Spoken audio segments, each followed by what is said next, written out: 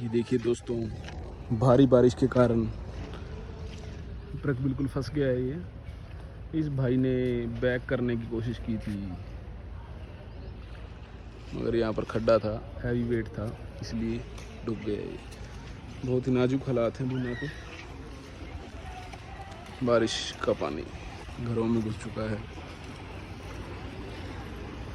दूर दूर तक।